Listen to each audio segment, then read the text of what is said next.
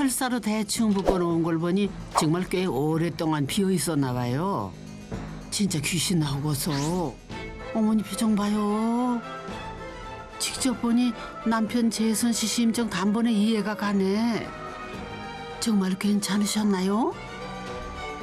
천장도 바닥도 심지어는 창문까지 어디 성한 것이 없어 보이는데요. 근데 딱 한 사람 눈에만 달라 보였답니다. 저한테는 귀신이 아니라 햇빛을 쫙 받은 빛나는 집이었어요. 겨울인데도 마당 깊이 들어오는 햇빛. 삐걱대는 대문 위로 걸리는 일몰의 해.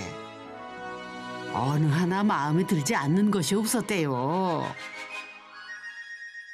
저희한테 집을 구하는 기준이 네. 저희한테는 있었거든요. 아, 그래요? 기준이 있으셨어요? 네. 첫 번째는 너무 외지지 않을 것. 아, 왜지? 네. 그리고 두 번째는 이제 좀 텃밭을 일굴 마당이 있었으면 했고요. 그다음에 세 번째는 집이 너무 크지도 작지도 않았으면 했어요.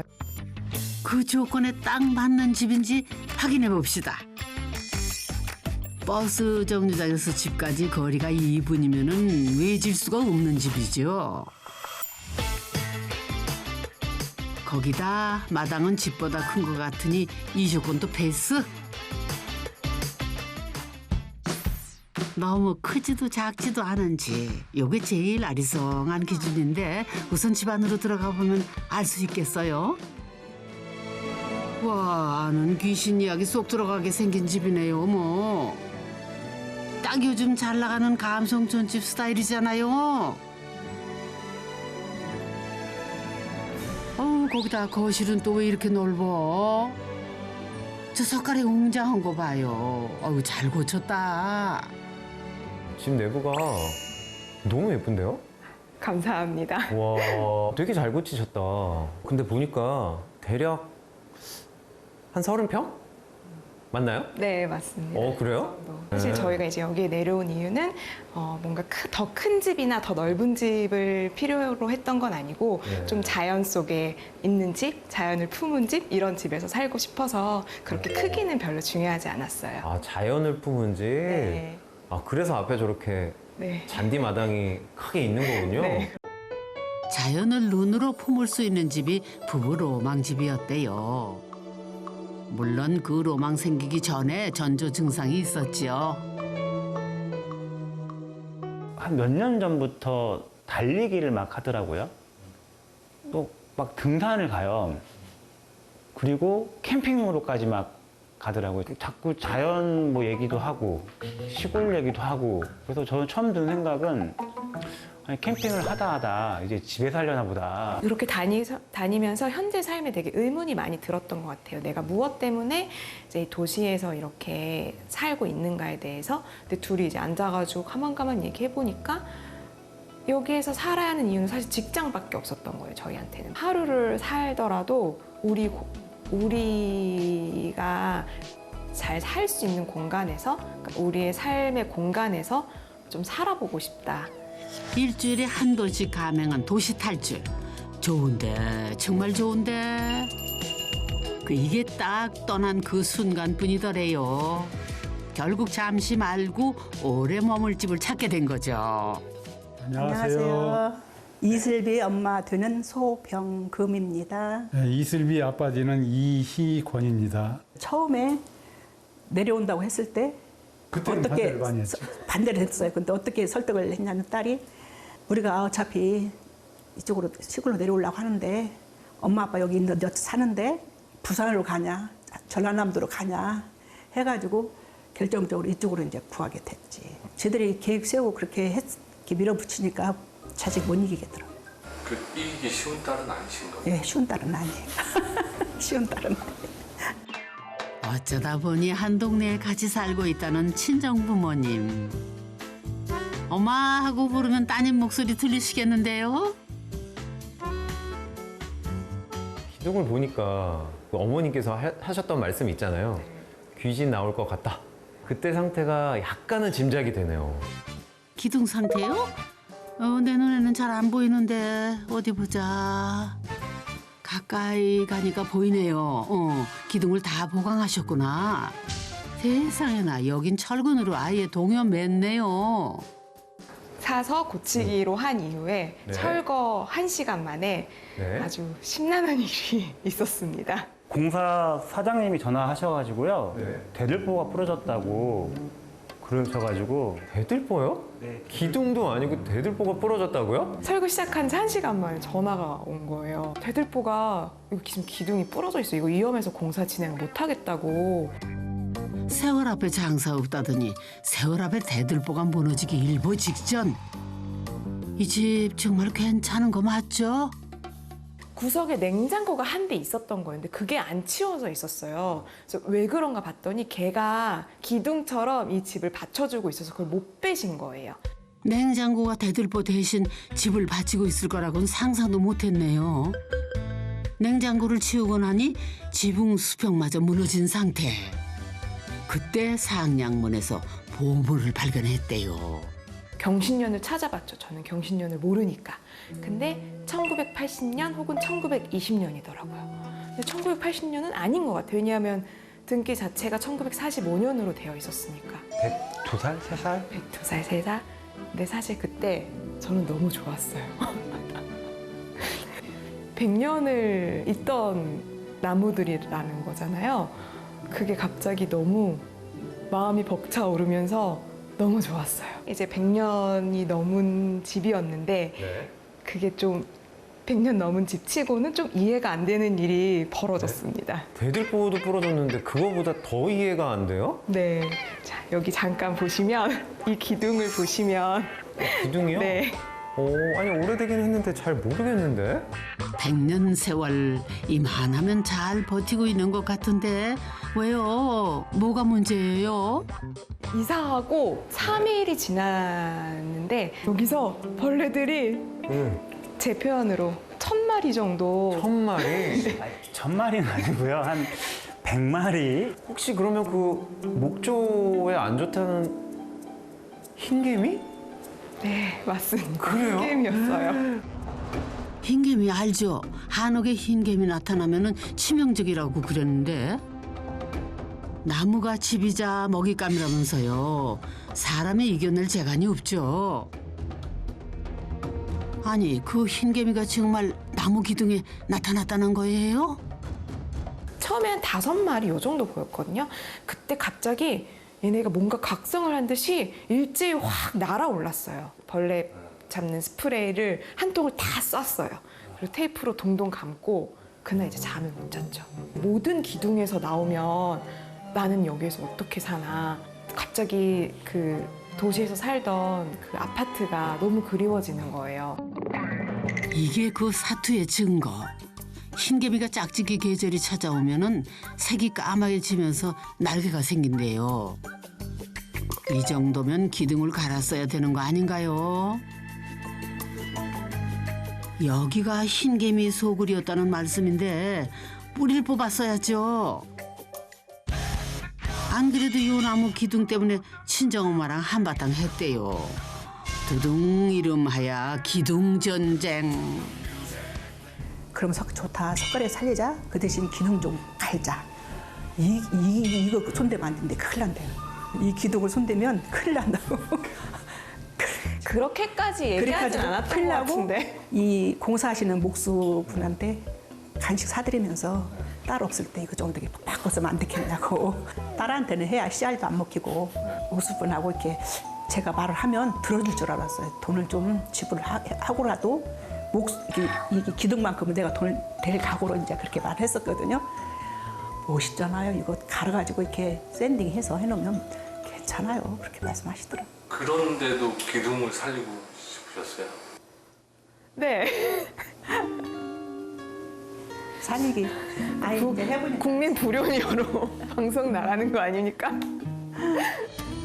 자식 이기는 부모가 어디 있겠어요. 결국 공중부양 기둥은 보강을 해서 생명 연장하는 거로 합의를 봤답니다. 슬비 씨에게 이 집의 매력은 100살 그 자체에 있었거든요. 그런데 엄마를 기함하게 한 게 또 있었대요. 왜요? 이 부엌에도 또 뭐 문제가 있었던 건가요? 이거 어떻게 주방을 가운데다 하냐. 잘못된 것 같다. 아무래도 전화를 몇 번 했어요. 싱크대 그래가지고 방향이 네, 전화를 따라고 전화를 하고 이거 잘못됐대. 맞대요. 그래가지고 여보 우리가 생각했던 저기 설계가 아닌가 봐. 이게 다 아무래도 이상해. 그래서 또 전쟁이 벌어진 거구만요. 이름하여 부엌 전쟁. 이번엔 어머니 이기셨나요? 왜 주방을 거실 가운데다 하냐. 방을 하나 더 하고 이쪽을 주방을 저쪽으로 붙이고 이쪽에 수납장 좀 하고 사람 이렇게 이 틀이 있잖아요. 이렇게 딱 석가래가 펼쳐진 게 여기다 방을 세우면 사실 이게 안 보이는 거거든요. 근데 이렇게 딱 온전히 볼 수 있는 게 사실 여기밖에 없는데 이 방을 치면 이게 너무 아까운 거예요. 그래서 방을 없애기로 한 거였어요. 이 석가래를 보고. 광활하기 그지없는 이 집 주방의 활용법은 생각보다 다양하답니다. 엄마 설마 여기서? 근데 식탁에서 네. 이렇게 하나씩 이렇게 하라고도 하고 그렇게 하면서 빨래를 갭니다. 여기가 밥상이기도 하고요. 책상이기도 하고요. 작업대기도 하고 술상이기도 하고요. 다 여러 용도로 써요. 사실 저는 조금 더 넓어도 되지 않았나. 슬비 씨를 어떻게 이겨요? 어머니의 깔끔한 패배였죠. 보니까 또 이렇게 해놓으니까는 괜찮지 않아요? 동선이. 마음에는 안 들어도. 괜찮다고 해야 돼. 그냥 살아라고. 재밌게 살아라. 근데 이 광활한 부엌에도 100년치 버티고 선 기둥에 발목 잡힌 사연이 있답니다. 나무 기둥 사이에 쏙 들어간 개수대 싱크볼이 그 시작이었대요. 보니까 이 싱크볼 위치도 정확하게 계산이 된 것 같은데요? 기둥이 이렇게 딱 있어서 네. 싱크볼은 처음부터 이 자리로 계산을 하고 모든 주방을 이렇게 기획을 했어요. 이 넓은 주방에서 영락없이 기둥에 갇혀 설거지를 해야 할 판. 솔직히 내 취향은 아닙니다. 기둥 때문에 기가 막힌 게 하나 더 있습니다. 기가 막혀요? 정말 기 막혀야 돼요? 아, 예. 보시죠. 오! 아, 식기세척기가 여기 들어가 있구나. 저게 식기세척기였어요? 다행히 기둥 사이에 갇혀 설거지를 할 필요는 없는 거였네요. 각을 딱 맞췄죠. 네. 아니, 정말 몇 미리 차이로. 와, 정말 대단한데요? 깻잎 한 장 차이. 슬비 씨는 계획이 다 있었구나. 기둥이 이렇게 싱크대와 식기세척기를 갈랐잖아요. 네, 그렇죠. 기둥이 또 가른 게 또 있어요. 기둥이 그런 게 또 있다고요? 예. 한번 보실래요? 세상에 또 뭘 기둥 사이에 끼워 넣으셨을라나. 여긴 안방이잖아요. 외고모니, 혹시 내가 본 게 맞아요?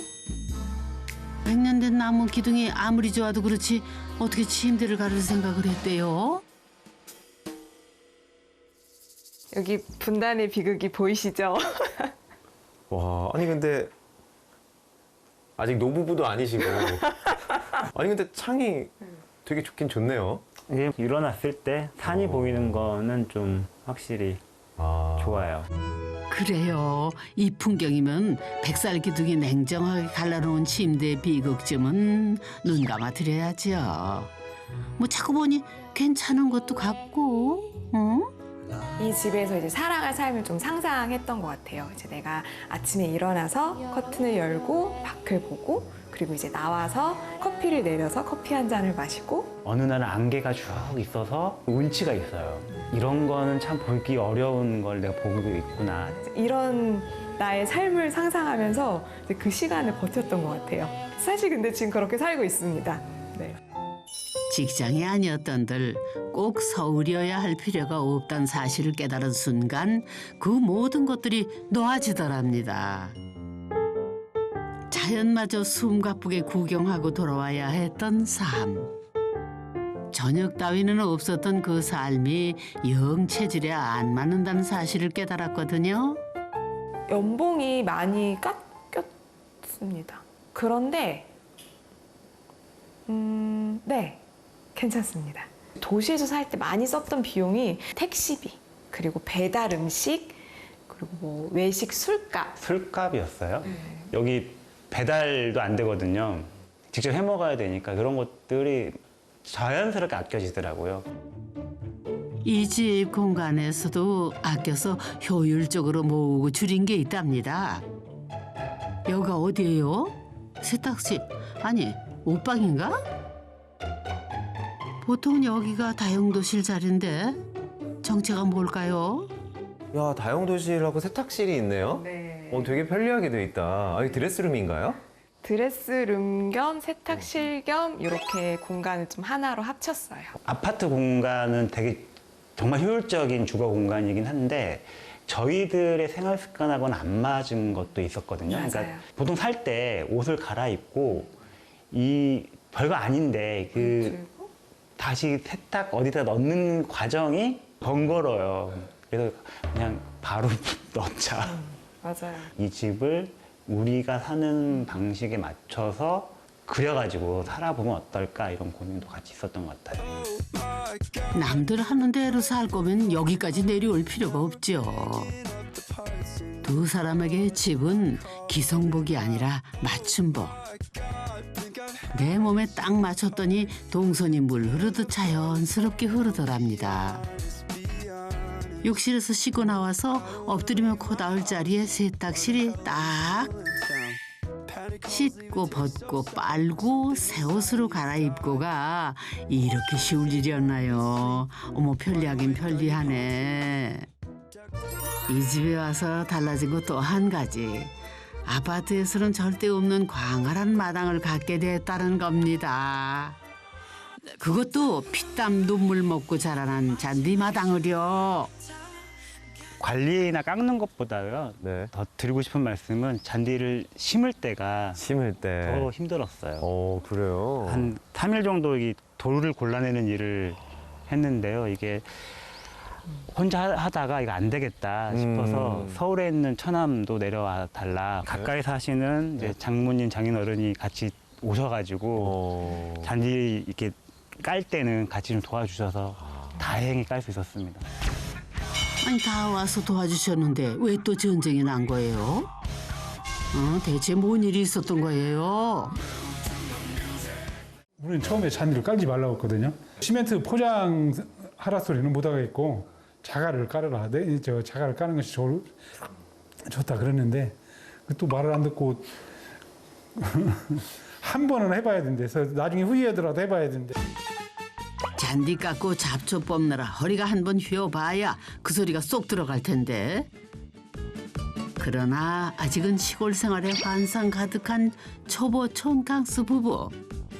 덕분에 아버지 허리가 먼저 휘일 뻔했대요. 힘들었어요. 지금 얘기인데 나 그날 잔디 깔고 허리 병 나가지고 한 일주일은 고생했어요. 진짜? 파스 붙이고? 그래. 몰랐어. 나 하도 아파가지고 정형외과 가서 아, 진짜? 했다니까. 안 했어요, 말. 아들이 집 이런 촌집 고쳐서 하겠다고 이 정도 마당에 잔디 깐다 그러면 가서 도와주실 마음이. 아들이요? 네. 아들은 그런 의향이 없을 거예요. 알바보 아버지 허리병 돋게 한 잔디마당은 이제 부부의 아침 단골 산책로. 비 오더니 엄청 폈네. 이렇게 살아보고 싶어서 연봉까지 삭감하며 과감히 내려온 거려.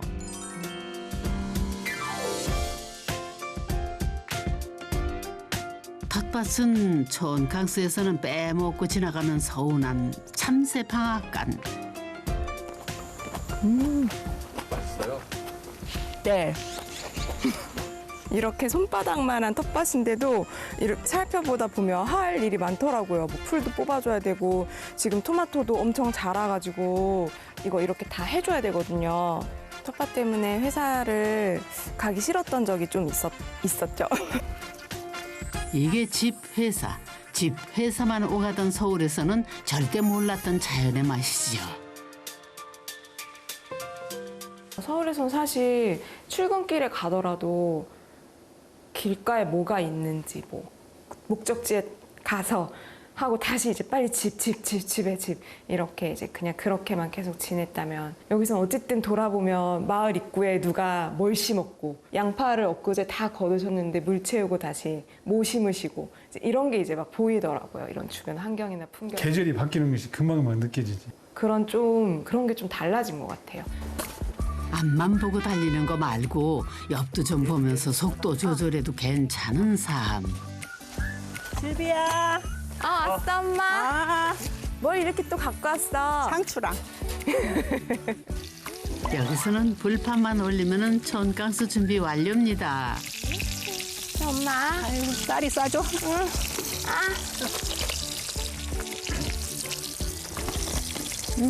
맛있네. 맛있어? 맛있네. 우선 아들이 옆에 없으니까 듬직하지. 사위라도 옆에 있으니까. 근데 내가 이제 나이도 먹고 신장이 조금 안 좋은 상태거든요. 지금 무슨 급한 일 있으면 우선 가장 부를 사람이 누구예요? 사위밖에 없지. 자식보다 가까운 게 이웃사촌이라는데 그 자식을 이웃사촌으로 얻으셨으니 얼마나 좋으셔. 그러고 보니 딸이 보배네요. 이기려고 하면 싸움이 이제 시작이 되는 거지. 이제 어차피 내려왔고 생활하면서 좋다. 가끔씩 옆에 있으면 좋다. 안 좋아도 좋다. 좋다. 나한테 최면을 걸면서 그 정도예요? 아니 좋아도 좋다. 그러면서 자꾸 이제 좋게 생각을 하고 그러니까 이제 더 좋아지더라고요 또. 두 분이 이 집에서 얼마나 살 것 같으세요, 두 분은? 뭔 소리인지는 알겠는데요. 그것을 알 수가 있어야지. 오래 살았으면 좋겠어요. 근데 오래 별탈 없이 살이야 오래오래. 되는데 살겠죠 뭐. 별탈 없이 그냥 건강하게 행복하게 살았으면 좋겠어요. 여기서. 남들 다 가는 길 걷는 대신 잘 안 가는 길 걸어보기로 마음먹은 게 딱 10개월 전. 맞아요. 탄탄대로만 누가 길이래요. 모든 길에는 다 처음엔 누군가 피땀 흘려 만든 길. 그렇게 세상에 하나뿐인 우리만의 촌강스 집이 만들어진 거죠. 촌강스라는 게 이런 집에서 해보는 거라면 나도 한번 가보고 싶네요.